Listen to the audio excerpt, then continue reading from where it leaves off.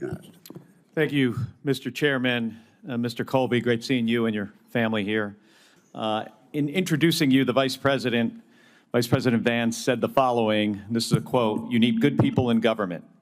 You need people who are going to tell the truth, who are going to look you in the eye, who are going to disagree, sometimes amicably, but actually be willing to look you in the eye and have an important conversation.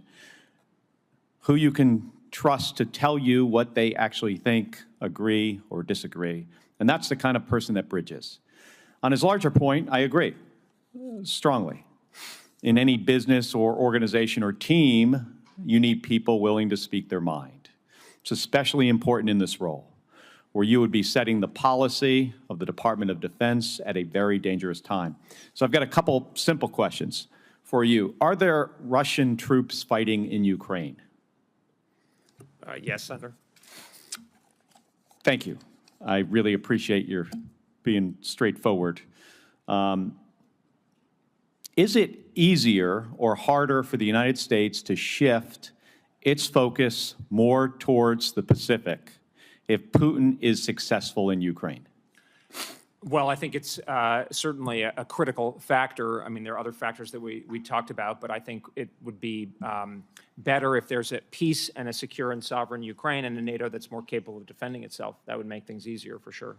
If Putin is perceived as being successful, and if he comes out of this feeling that this worked out in his favor, do you think that puts other European countries at risk? Well, I think it's clear that European countries need to take more responsibility for their own security, and I think that's already happening, and I think we actually want to encourage that. I mean, this is, again, where I have a somewhat different view than Senator Hirono. I think the dynamics that are going on where European leaders are now saying, hey, we're going to actually do a lot more, that's actually something that we should encourage and enable. And I would say a new approach that I would advocate for and that I have been advocating for, if confirmed, would be to enable, work with Europeans and work with the positive trajectory that they're on now to give them more capability to do so. That's one side of the risk calculation. That's just one side. The other side is Putin and how he feels. And my concern is if we set the conditions here where he feels a year, 3, 5 years from now that this was worthwhile for him, he gained territory, maybe Ukraine is not a member of NATO, that puts our European allies at risk regardless of the steps that they take now.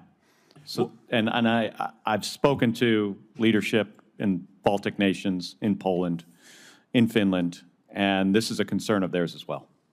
Well, Senator, what I would say, and I think consistent with what the President, Secretary of State, and others have said, is that we should, really emphasis on the verify. You can trust, but definitely verify. I don't think we should take anything for granted, and I think the Europeans and our own military reforms going forward should make sure that President Putin or whoever's in charge in the Kremlin doesn't see it as advantageous to test the boundaries, of our security perimeter. Do you view Putin as a war criminal? Senator, that's the kind of thing that I just don't want to, I don't think it's appropriate for me, and it would as I said, that these words are very important. As the President, I don't think I'm the right person to be commenting on this one way or the other. There's factual matters, obviously, I can comment on that are not, but I think at this point, my honestly personal interest is in making sure that I don't do anything that would disrupt the resumption of a move towards peace that I think would benefit Ukraine. Do you believe there were war crimes committed in Ukraine? Senator, again, I mean, others, from certainly that I don't think it's appropriate for me to be commenting on these more delicate issues. Could you explain how negotiations are harmed if we state something that is self-evident? How does that harm negotiations? Well, Senator, I think in all negotiations, there's often time and place. You can have something in a private conversation that's much different. I think we should be clear-eyed and understanding and about what's going on and be frank with the Russians and others. But I think having that in public is a very different, I mean, for instance, the one China policy, I think we've touched on it. There are certain things that we understand that are You mentioned delicate. In public, so you don't think it's a good idea to negotiate things in public? I generally think that these things should be, conducted behind closed doors in the appropriate form. Sometimes it might be in public, but I think that's not something that I'm driving the train on, nor would I be considered I agree with for you. a job. I don't think we should negotiate in public. That did not happen last week.